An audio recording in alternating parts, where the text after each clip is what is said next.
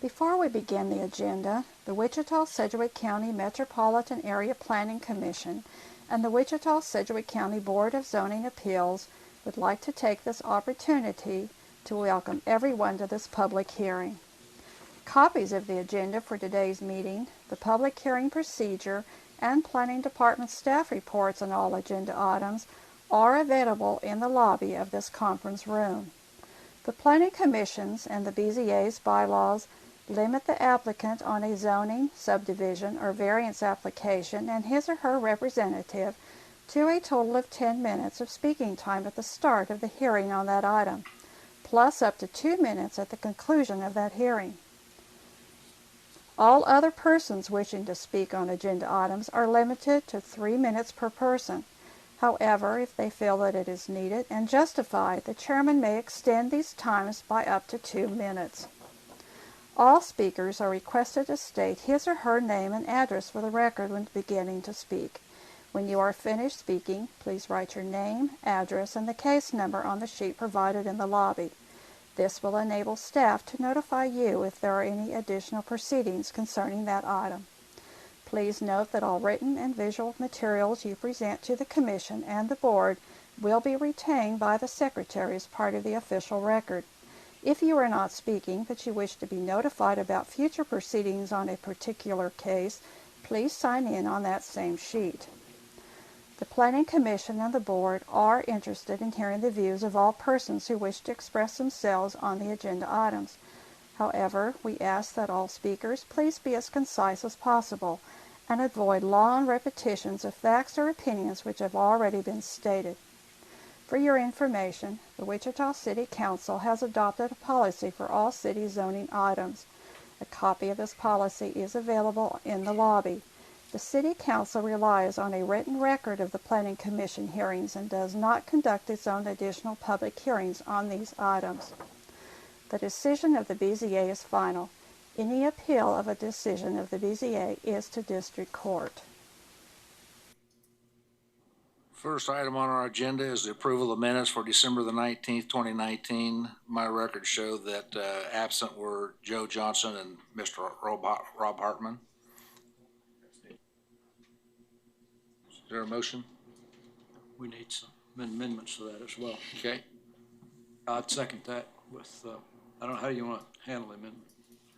We've got on page 29 of the minutes, it indicates that Mr. Richardson voted no on the final motion to defer the case 21st and all over to January 23rd, but he indicates he did not vote no, which makes sense because he made the motion to do that.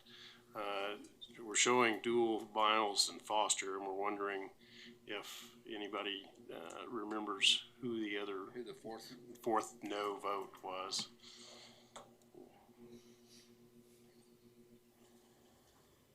If not, we can figure it out and just correct it. Well, she's already on there. Yeah, it's got Dual, Miles, Foster. I think it might have been Blake, but yeah, Rob wasn't here, so I don't know if it was. I have a correction. They've got me both here and absent on the. Okay, so we'll fix that. Yeah. Mr. Johnson.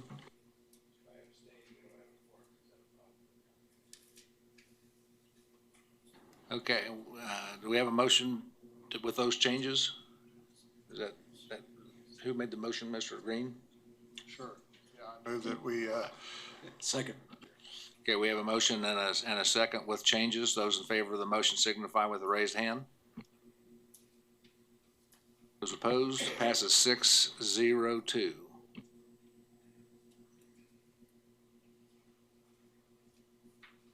We will try to see which items we can take by consent. The first item for consideration is from the Subdivision Committee, Agenda Item 2.1, Revised One-Step Final Plat West Ridge 1 Edition. Anybody on the commission wish to hear that item? Is there anybody in the audience that wish to hear that item? Seeing none, we'll take that by consent. Agenda item 2.2, a final plat for the Catholic Charities Edition. Anybody on the commission want to hear that item?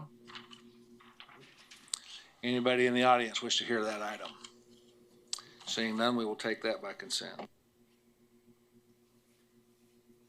Agenda item 2.3, final plat Jackson Heights Townhouse Edition. Anybody on the commission wish to hear that item? Anybody in the audience wish to hear that item? We will take that by consent. Agenda item 2.4, one-step final plat Seneca Substation Edition. Anybody on the commission want to hear that item? Anybody in the audience wish to hear that item? Take that on consent. Agenda item 2.5, one-step final plat Claunch Edition. Anybody on the commission wish to hear that item? Anybody in the audience wish to hear that item? Take that by consent. Agenda item 2.6, one-step final plat Villas at Oak Creek Second Edition. Anybody on the commission want to hear it? Anybody in the audience wish to hear that item? Take that by consent.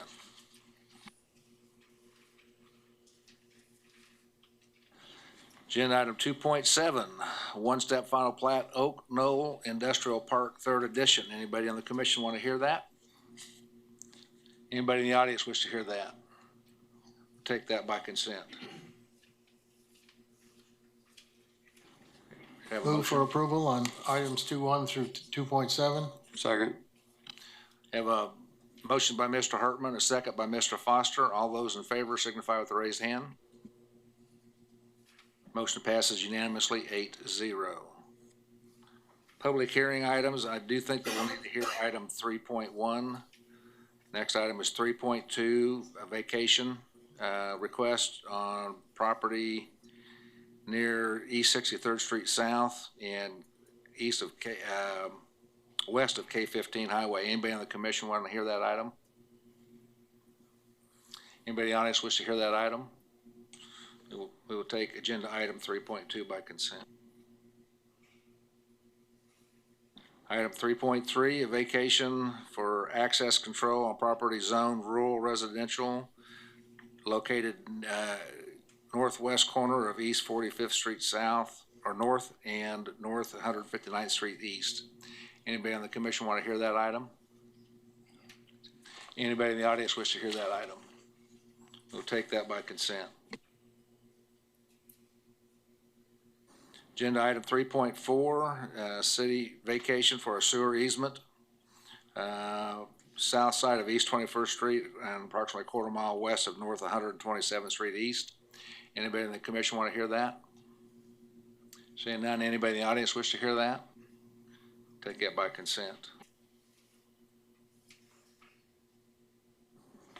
Agenda item 3.5, city vacation of a portion of a platted 10-foot utility easement located a third mile south of East 21st Street and a quarter mile east of North Rock Road. Anybody on the commission want to hear that? Seeing none, anybody in the audience wish to hear that? We'll take that by consent. Agenda item 3.6, city vacation of portion of a complete access control east side of South Hoover Road and a half mile south of West Harry. Anybody on the commission want to hear that? Anybody in the audience wish to hear that? Take that by consent. I move for approval from 3.2 through 3.6. Second. Motion by Mr. Joe Johnson, second by Mr. Hartman. All those in favor of that motion signify with the upraised hand. Motion passes unanimously 8-0. Public hearings, agenda item 4.1, conditional use to allow wrecking and salvage on 10 acres associated with zone change, located south of East 31st Street and west of South Broadway. Anybody in the commission want to hear that item? Anybody in the audience wish to hear that item? We have somebody, so we will hear item 4.1.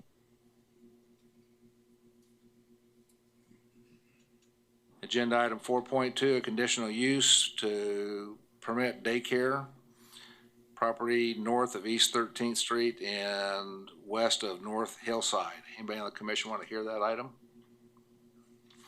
Anybody in the audience wish to hear that item? We will take that one by consent.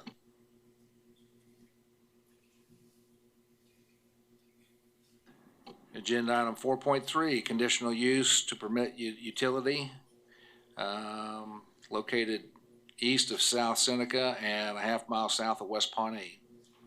Mr. Chairman, I have questions for the applicant on that item. Okay, we will go ahead and hear that one.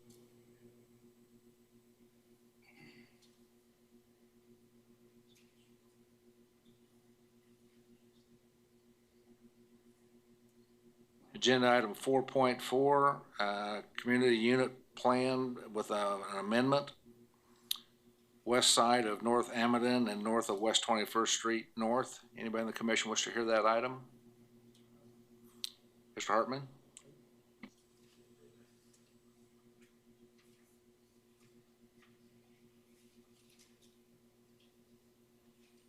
Agenda item 4.5 has been deferred.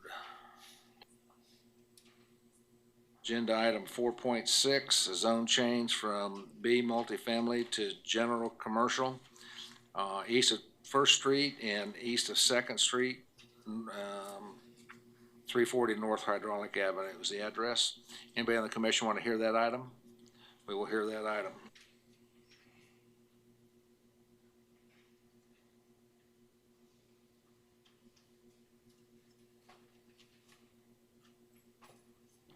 Agenda item 4.7 is a zone change from SF5 to TF3, quarter mile east of I-235 and North Doris Street. Anybody on the commission want to hear that item? Anybody in the audience wish to hear that item? We will take 4.7 by consent.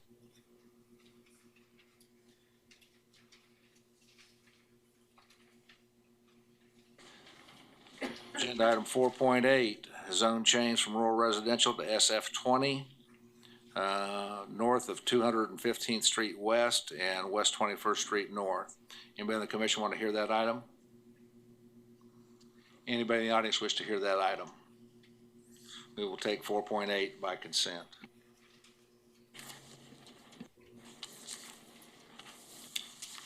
Mr. Chairman, I move to approve 4.2, 4.7, and 4.8. Second. Motion by Mr. Bill Johnson, a second by Mr. Hartman. All those in favor of that motion signify with the upraised hand. Motion passes unanimously, 8-0.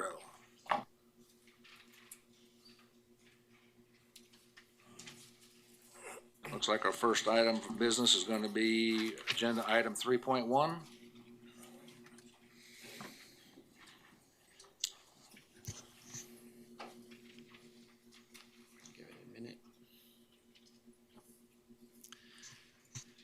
Good afternoon, Commissioners. Philip Zievenbergen, Associate Planner with Planning Staff. Vacation 2019-39 is a vacation request to vacate the south 18.5 feet of the platted 25-foot building setback on a property address 341 West Carlisle. You can see it's east of Gold Street, which actually becomes McLean, so it's about half a mile east of Seneca and about quarter mile south of South 31st Street. The applicant has an existing carport on the site. They were cited for this carport because it was encroaching into the front setback, and were told they needed to pursue this vacation in order to keep it. The applicant is requesting to vacate the south 18.5 feet of the 25-foot setback, reducing the setback to 6.5 feet on the front. You can see here on the site plan, here's Carlisle Street. This is their driveway. The red box indicates their carport, which is 24 by 26 feet and can accommodate 2 vehicles. It sits in front of a garage that they're using for storage, and their house is behind that on the property. The applicant has installed guttering along the west side of the carport to help ensure that runoff does not go onto the neighbor's property. As you can see in the pictures here, we've got 2 of them. This one, the carport is further to the west than their site plan shows. They were not going to spend the money to have the carport moved to go in line with their side setback until they were sure that the vacation case would go through. They didn't want to have to spend the money twice to move it and then potentially tear it down if it was not approved. One of the conditions in the staff report is that they have to provide proof that the carport has been moved to the west to be in line with their side setback before this case goes on to City Council for final approval. A discussion in the subdivision committee meeting was related to the side paneling that you see on both sides here. One of the conditions coming out of the subdivision committee meeting was that those side panels would also be removed, and that would just be the posts holding it up and the roof structure on top of that.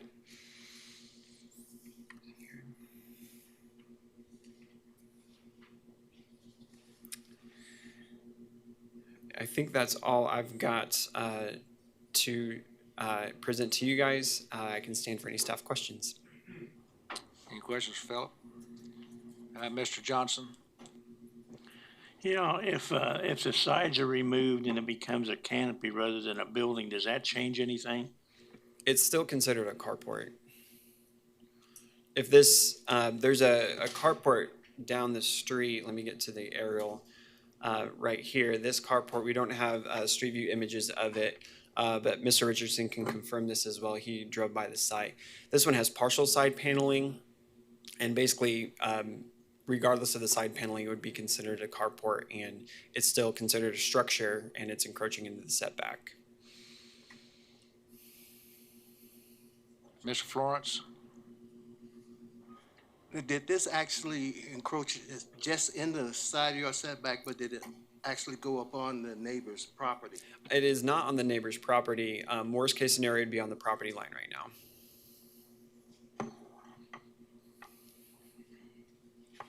One of the reasons I wanted to hear this is just because of the split votes. I was curious as to what the thinking of the subdivision committee members were in regard to this issue. So if anybody wants to chime in on that, Mr. Richardson. Well, I think some of the subdivision committee thought it just ought to be removed, period. And I think the compromise was to leave it there and take the side panels off of it, get it inspected, and move it, because if you drive by it, it's sitting right on the property line, exactly on the property line, so it doesn't meet the setbacks there.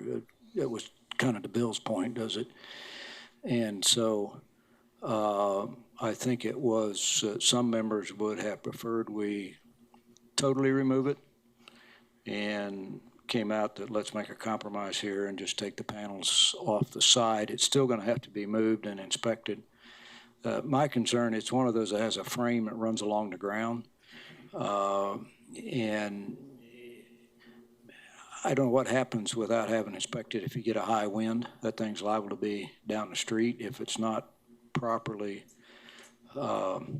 secured, and I'm not sure how you do that, but I think we just want to make sure it was properly done, and they moved it off because it's sitting right on the property line there, that side that you see in the photo there. So I think that was the compromise, was take the sides off and leave it there. Mr. Florence, did you have a comment or a question? This is a continuation of a lot of people building stuff without permits, then say, oops, I'm sorry.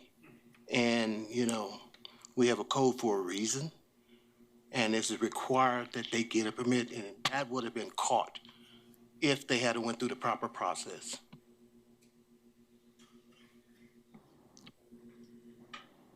Additional questions for staff? Seeing none. I've got a question. Okay, Mr. Hart. On the structure itself, Lowell was saying the bottom of it has a metal frame. Yeah, the metal frame runs along the ground right there where he shows you the arrow. So I don't know if it has, if it's secured, 2 or 3 or 4 feet in the ground or not. If not, it's a real hazard, and that's why I think part of our condition was to have it inspected and get a building permit to make sure it's properly installed, because it could, in theory, end up flying down the street, which wouldn't be good. I'm sure there's a way to secure it, and maybe it is properly, but we can't tell that. Can you tell if the siding actually is part of the structural component of keeping it together? No, it's not. There's ridges that run up, as you can see in his It's kind of a rigid frame that runs all the way around and along the ground, and then they attach the paneling to the side there. So those could come off without any structure, in my opinion, with any structural. Is the roof metal or is that actually a wood roof on top of that? I think there may be pictures, whether it has Looks like it shingles could be on it. metal. The applicant may be able to speak to that. She may know more than. Yeah, it doesn't really matter. There's no more questions for staff. We'll ask the applicant to come It forward. is, yeah, in the pictures I took, it's metal. Yeah. Okay. If the applicant would come forward, state your name and address for the record. You will have 10 minutes. Shelby Cotney, 341 West Carlisle. Shelby, can you speak? We'll move that. Yeah. Thank you. Shelby Cotney, 341 West Carlisle. The roof is made of metal and the sides were an option, so it doesn't, as I was told, it doesn't have anything to do with it structurally. And it is bolted to the ground. I'm not sure how far the bolts go in, but every 2 to 3 feet, it has bolts in the ground along the bottom part that you guys were talking about. Was there any more questions other than those? Any other questions? Don't see any. Is there anything else you want to add? I don't think so. Okay. If there's no more questions, thank you. Is there anybody in the audience that wishes to speak on this item? Seeing none, I'll bring it back to the commission. Mr. Johnson, Mr. Bill Johnson. Scott, could you explain, the only thing we're approving is a setback in the front setback yard, right? Yes, that's correct. The vacation would reduce the front setback. That's correct. And so in order to leave it where it's at, she would have to take it in front of who? In order to leave it where it's at, it would require a variance of the side setback by the Board of Zoning Appeals. From, that would be the next item. If this one were to be approved, then we would recess this meeting, open up the Board of Zoning Appeals. Well, this does not have a variance associated the with one. it. There's a Okay. condition of approval My mistake. requiring her to Okay. provide proof that she has moved it outside of the side setback before we go to city council for final. Okay. I'd move to approve as stated by the subdivision committee. We have a motion. Is there a second? Second. We have a motion by Mr. Richardson, a second by Mr. Foster. Any further discussion? Those in favor signify with the upraised hand. Mr. Bill Johnson. Now, what is a motion? Could you call it out, Rudd? As it was approved by the subdivision committee, that we do not change the approval conditions of the subdivision committee, that we approve it as they did. And that's to tear it down? No, that's to move it and take the sides off. What we approved was moving it and removing the sides and getting it inspected. But if it's moved, doesn't the sides need to come off? Well, that was one of the conditions we put on it, was to remove the side so you could see through it. And then move it off the property line. And then as a part of this, we reduced the front setback. Is everybody clear? Okay. All those in favor of the motion signify by the upraised hand. Motion passes 6-2. Okay, next item, please.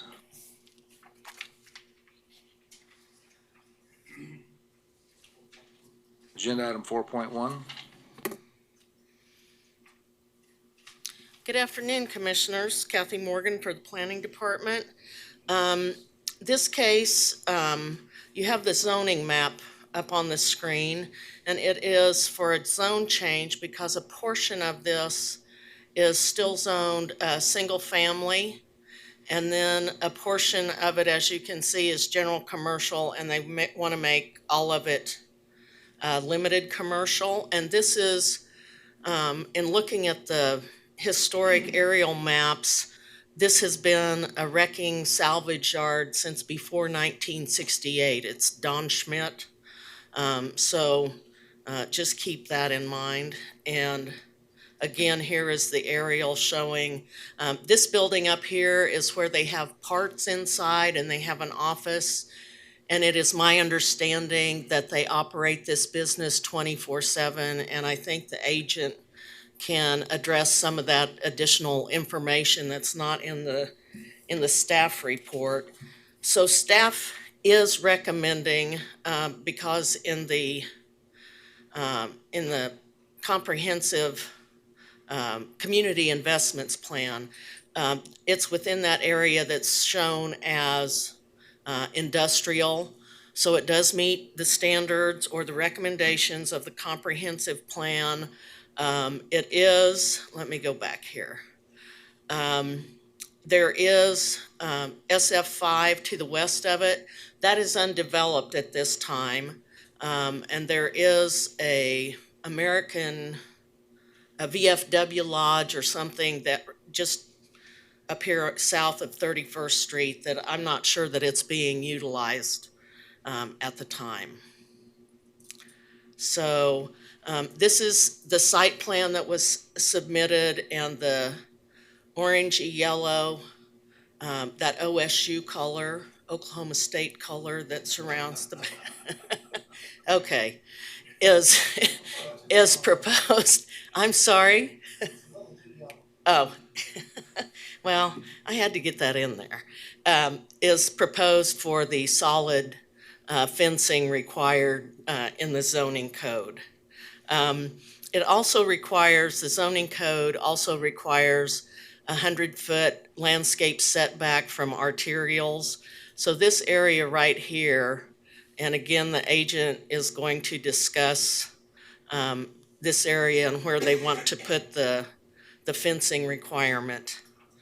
This is the office building intake area. They have parts inside. Looking south, they have a chain link fence abutting right on the property line along that sidewalk.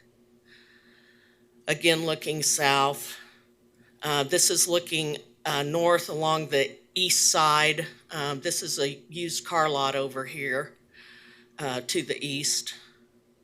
And then I had fun inside the salvage part. This is looking north from the west property line. Here is that American Legion or VFW building.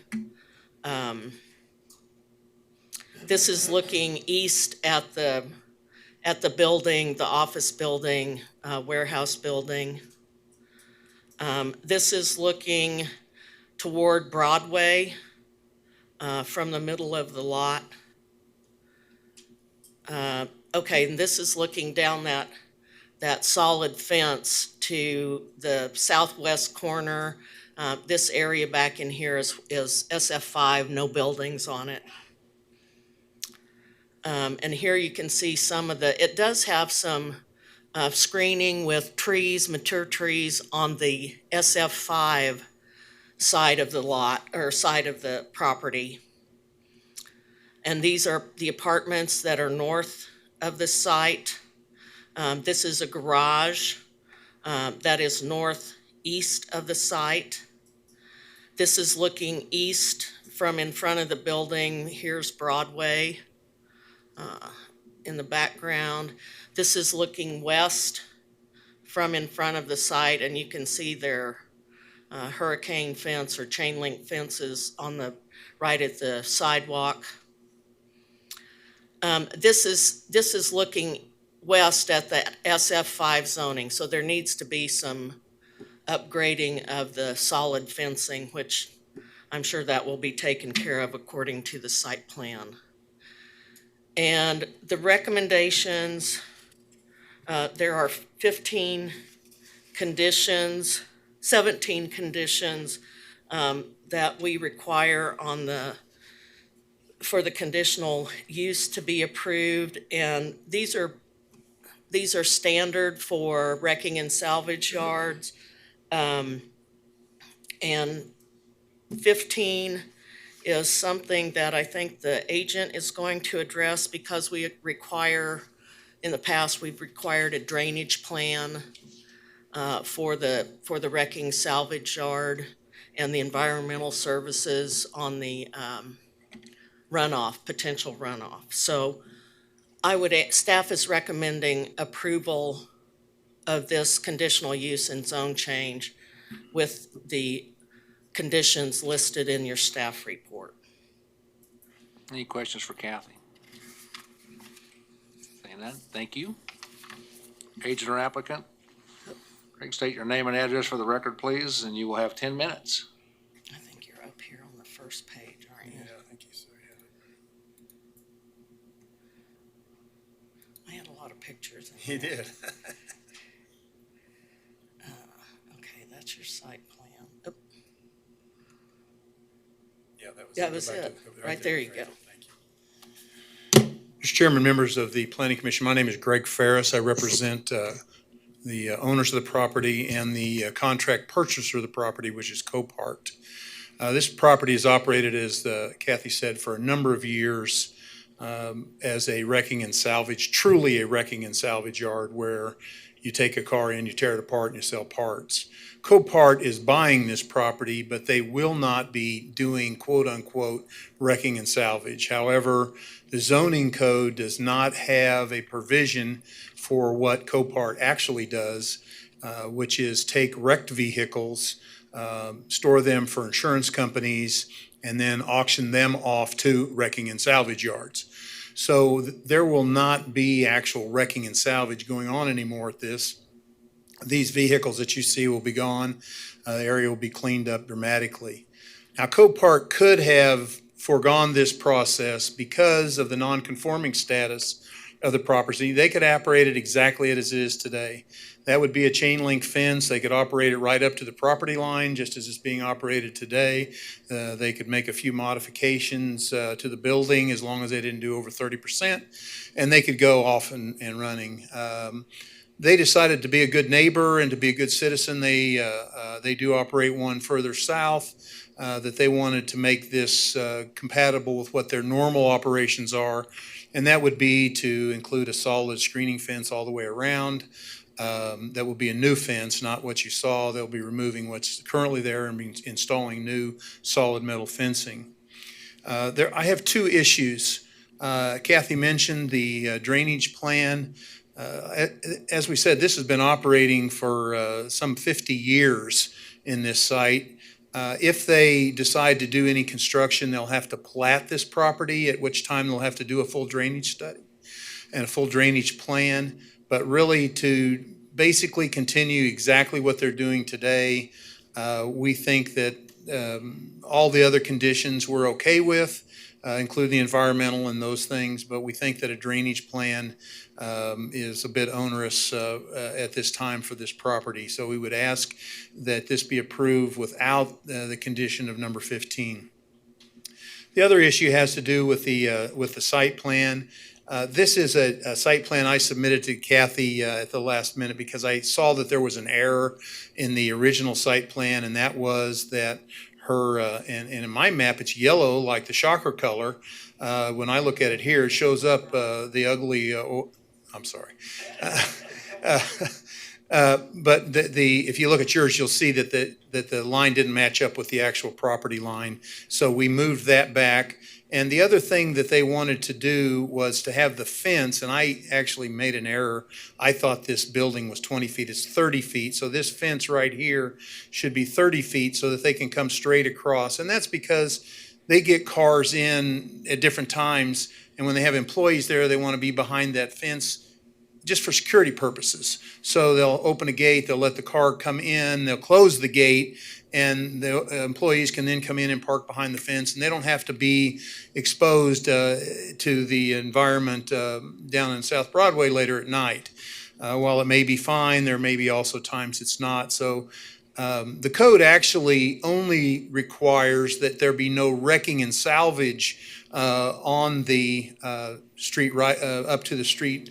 One of the former building directors determined that 150-foot setback was what was required to not be adjacent to the street. We asked that to be amended to 100 feet, which is staff has agreed to that, and we agree with that. So we will not be doing any wrecking and salvage within that 100 feet.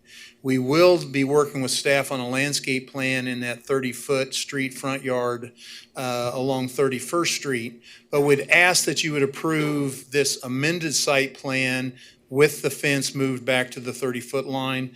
We would ask that you approve the conditions as stated, except eliminating number 15, all other conditions, and understand that, again, they can do exactly what they want to do today on that property. They won't be, subject to all these other conditions of setbacks and all those things. So we believe this is an improvement. Be glad to answer any questions that you might have. Any questions for Mr. Ferris? Mr. Foster? So that would leave 70 feet on the south side of the fenced area that would then be allowed to receive the storage of the vehicles. It wouldn't take on wrecking and salvage, but it would take on the storage of what they need to do. No, we would not be allowed to store cars there. We'd be allowed to park, employee parking and those kind of things, but you cannot store a wrecked vehicle in any of that front 100 feet. That is not permissible under the zoning code, and we're not asking for that to be allowed. Mr. Richardson? Yeah, I guess that was my question, is what happens in the 70 feet, and, yeah. So I'm not sure how the fence fits with the setback. I mean, it's just for security. I mean, you put a fence anywhere you want it to as long as you honored the setback, right? I mean, technically. I'm asking staff. Well, there are some limitations on where you can put fences, but the proposal that they're suggesting is permissible. Okay, thank you. Mr. Hartman? So is it my understanding they're gonna remove all of the salvage cars that are there now? I'm sorry, say that again? Are they gonna remove all the salvage product that's there now? My understanding is that they'll be selling those off to other salvage yards. They may not go in and haul them off all at once, but they don't keep cars for salvage. They sell whole vehicles for to wrecking and salvage yards or for scrap. So my guess is what they'll be doing with these existing vehicles is, getting rid of them at their auctions, and they have worldwide auctions that they do all the time. So they'll be auctioning these off to clean those out of there because they need the room for, and that's why because they have a huge lot down off of, I believe that's MacArthur, and they just need more room, and there's no room to grow over there. So this will be another one of their insurance lots is what they really are. And so they're gonna tear down all of the fencing that's there now and put in new solid Correct. metal fencing, even across the frontage there of, There is no fence actually along, other than a chain link, and that chain link won't be there either. Okay. Along 31st Street.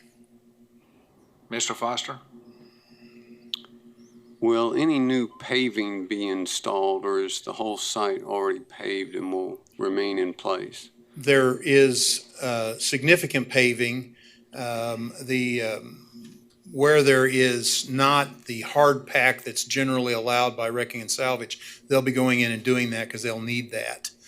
So we won't be paving this whole lot, just compacting what's there where it's not in good repair. Mr. Joe Johnson? I have a question on drainage to staff. Is there any issues that we think would require a drainage plan that's been brought up in the past?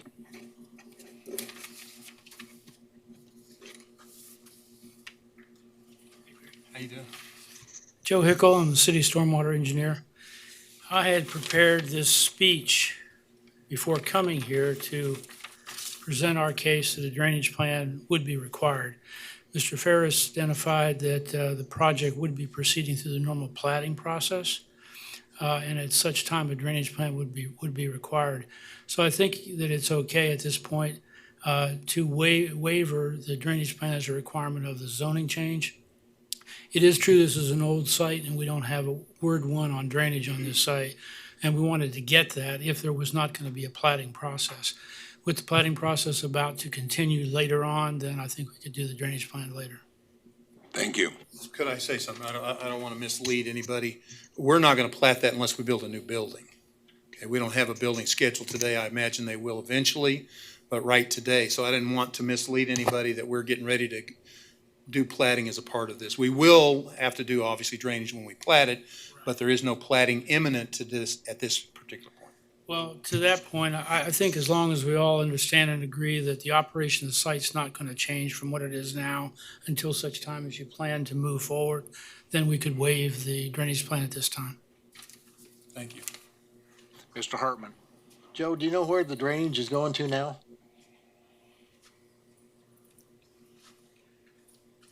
Unfortunately, it's a pretty flat site and it kind of goes where it wants to when it rains.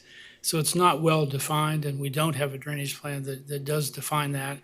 When they do a drainage plan, they're probably going to need to start with identifying what the existing drainage patterns are and then plan for what they would change them to based on their site plan.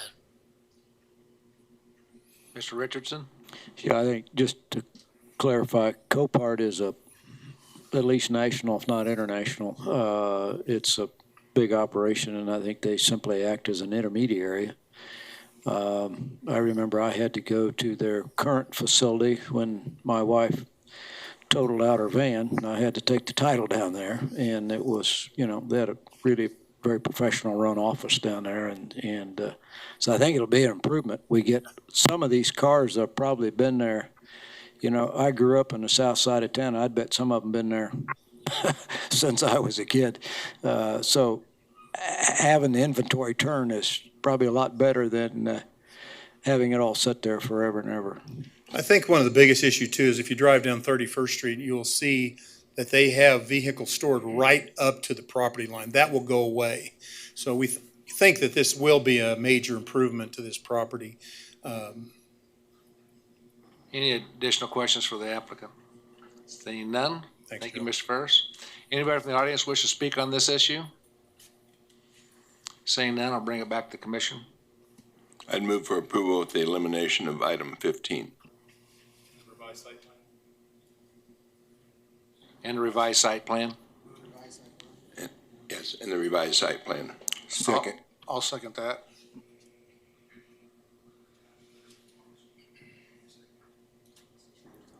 Okay, so we have a motion and a second. Any additional questions or comments? All those in favor signify with the uplifted hand. Motion passes unanimously, 8-0. They must have some pretty old cars down there if they've been there since you were young. Were any of them your There's cars? there's some antiques down there. Were any of them your cars when you were little? Well, could well be. Next item is agenda item 4.3. Mr. Foster, you had a question before we hear that. Let you ask your question and then we, I just had a few questions for the applicant, that's all. okay, if the applicant come forward.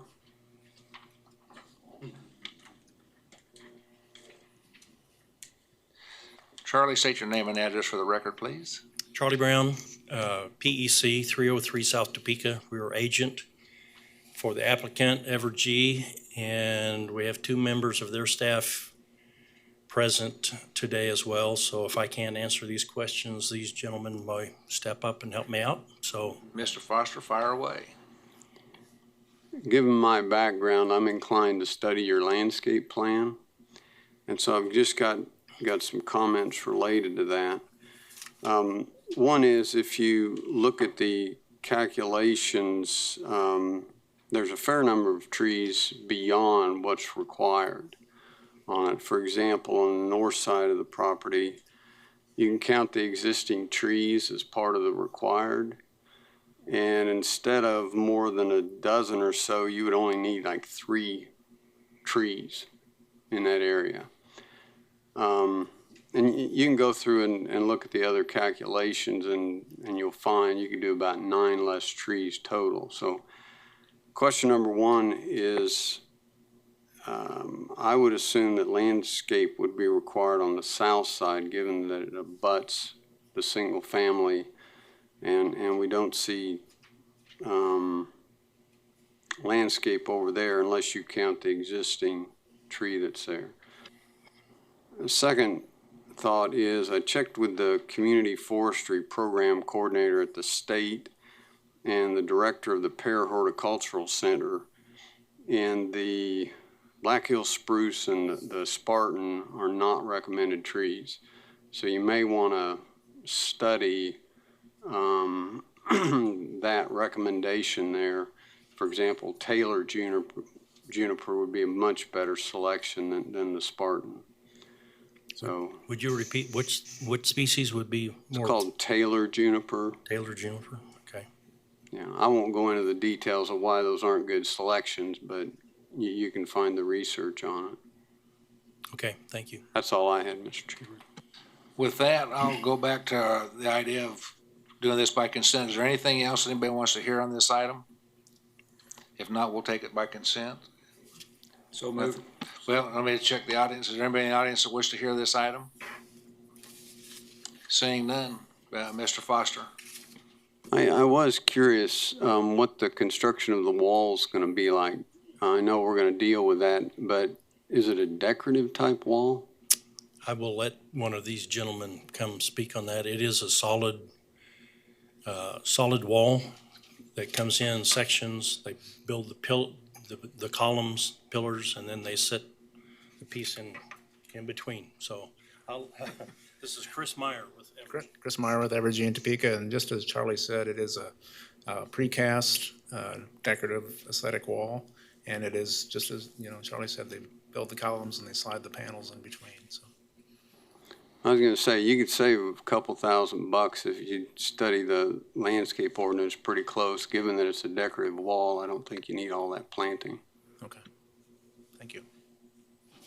We have a motion.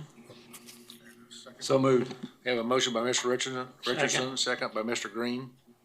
Sorry, Melanie, he beat you to it. All those in favor of approval signify with the up left hand. It passes unanimously 8-0. Next item, 4.4.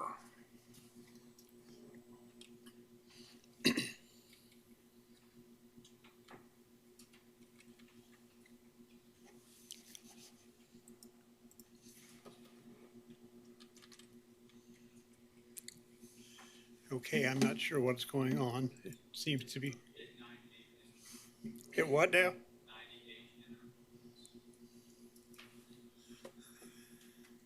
Hit what? 9.8?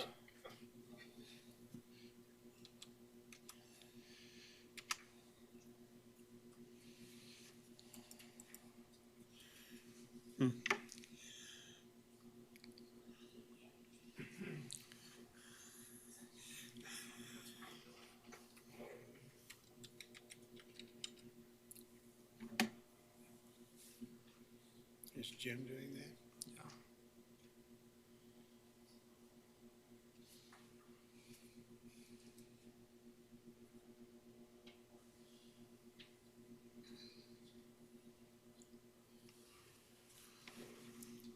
Sorry.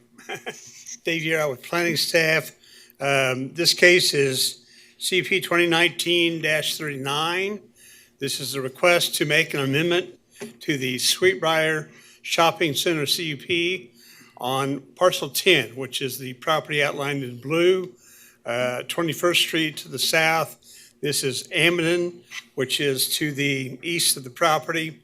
This particular lot is developed as an existing self-storage complex. You can see the aerial outlining the facility. The only thing that is really happening here is the property is changing hands and the new buyers, and I'll let the owner applicant explain all that, but their corporate attorneys had requested that this be amended to bring this particular property into compliance or conformance with the current standards we have in our zoning code for supplementary regulations on self-storage units in LC. It was an approval by the Board of Zoning Appeals back in '84, I think, when this was developed before the current code was established. And that particular BZA approval, which was required at that time for the self-storage, had comparable standards, but one of the provisions that was applied then is more onerous than the current standards, and the new buyers just simply want to bring this property into compliance with the current code, which is then on the level playing field with all the other storage complexes within the community.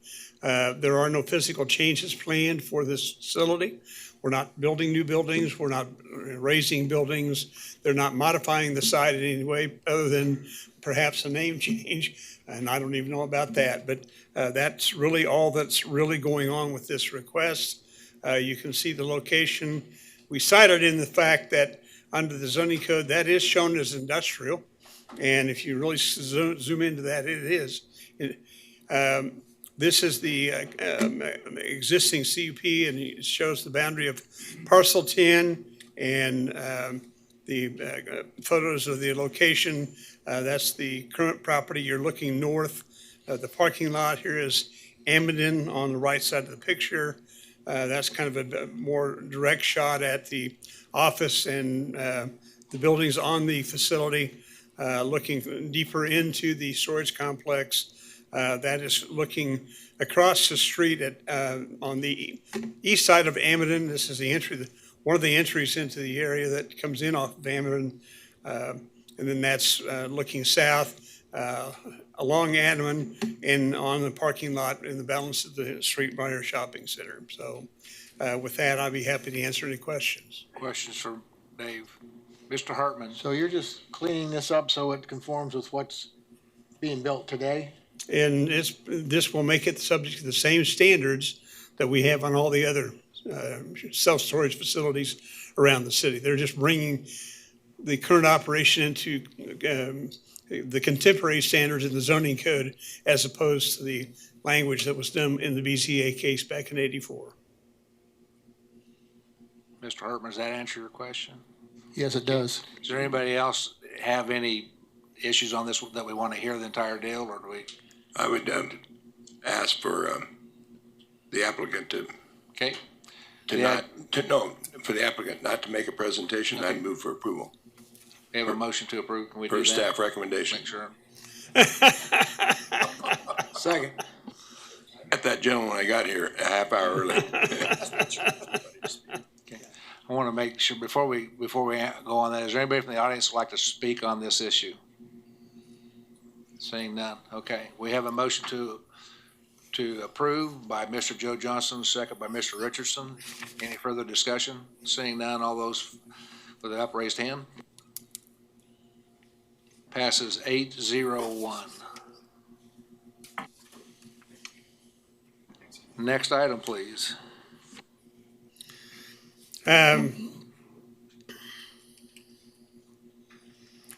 Next item is Zone 19-49, a request by the owner to rezone the lots on North Hydraulic.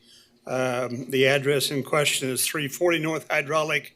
You can see on the aerial, the zoning map, the properties in this area are a mixture of GC zoning, which is all along the west side of Hydraulic, north of 2nd Street, as well as the one to the north at the corner of 3rd and Hydraulic, or it's all B multifamily. The owners have requested to convert this property to GC zoning, consistent with the other properties generally in the area, and their ultimate intention is to establish a car lot on the property. You can see from the aerial, this is was a residential structure. The legal description is 2 lots. The property boundaries on the GIS map kind of only show 2, but it's all consistent. This is the lot in question.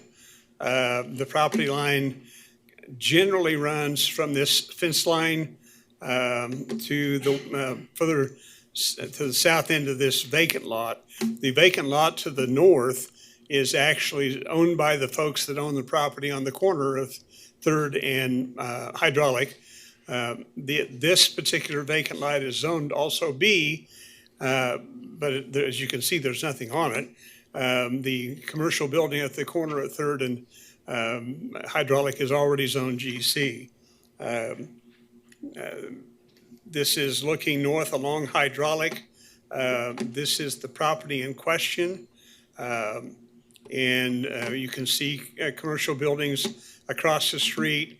The property up there at the corner, and 3rd Street now does not go through. It's been vacated. It's all owned as part of the school district. And the school district has a parking lot on their property that they own up here. And then you've got the the school itself that's up here at Central and Hydraulic. Central, you can see the lights at Central in the background. This is looking south on Hydraulic. Those are the lights at 2nd Street further to the south. You can see we've got some other residential structures scattered on, but some other, as we get further to 2nd Street, we've got GC zoning. Everything on the right-hand side is GC.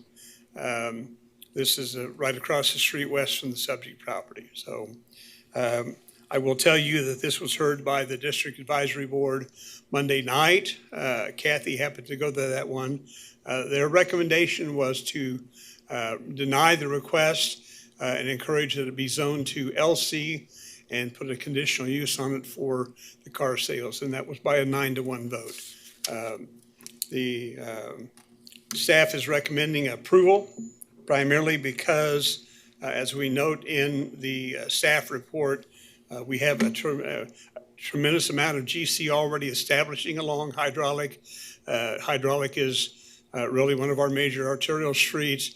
It's already not necessarily conducive to residential use. The idea that this would be, well, it had been occupied up until recent times, but I'm not sure they're able to really find someone that wants to live right on that location on Hydraulic. It's not a bad looking house. I don't know what the inside looks like. And as we note in the staff report, if it is converted to commercial uses, they're going to have to go through the code upgrades required to comply with building code requirements as a commercial building. And also as if they have any display area on site, they'll have to meet the paving standards of the zoning code. Plus there will be perhaps some additional screening requirements on the east side where they have a single family in the background. So be happy to answer any questions. Questions for Dave? Seeing none, thank you, Dave. Agent or applicant like to come forward, please. You will have 10 minutes. State your name and address for the record. And I'm not seeing anybody here for that. Okay. So. Anybody from the audience wish to speak on this issue? Come forward, please. State your name and address for the record, and you will have 3 minutes. Bound and determined I'm going to talk today. Leon Mader, 967 North Back Bay Boulevard. My interest is I own most of the block on the west side of the street, from 2nd Street all the way until the building that was shown in the photograph. It's mostly office warehouse, and did not know this was on the agenda. Saw it when I was here, and since there has been some question raised by the DAB, I wanted to share my thoughts as a neighbor across the street. I think GC would be fine. That whole block needs to be GC. It needs to be continuous zoning. It doesn't need to be some LC and then some GC and then some OC. We need to have, that all needs to go GC at one point. I'd hate to see it put in there some LC and then chopped up along the way. So just as a neighbor, I think it sounds like a good idea. Any questions for the speaker? Thank you, sir. Appreciate that. Is there anybody else in the audience wish to speak on this item? Seeing none, and since the applicant's not here to rebut, we'll bring it back to the commission. Move to approve. Have a motion by Mr. Richardson and a second by Ms. Miles to approve. All those in favor signify with the upraised hand. Opposed? Passes 8-0 or 8-1. 8-1. Okay, do we have any more items on the MAPC agenda? If not, we will adjourn the MAPC, and I will open up the Board of Zoning Appeals meeting. First item is approval of the minutes. I do think that we have, I don't know if you've got a copy of it, but a slightly amended minutes. You want to talk about that, Scott? Yeah, Commissioner Warren pointed out that we have showing Commissioner Blick as absent, but yet he was present, so we've corrected that. I was absent, and I'm showing as present. Okay, that's probably our miss then. Okay, is there a motion to approve with the amendments? So moved. Mr. Richardson, thank you. Is there a second? Mr. Florence, thank you. All those in favor of the motion signify with the upraised hand. Passes 8-0-1. First item of business, please.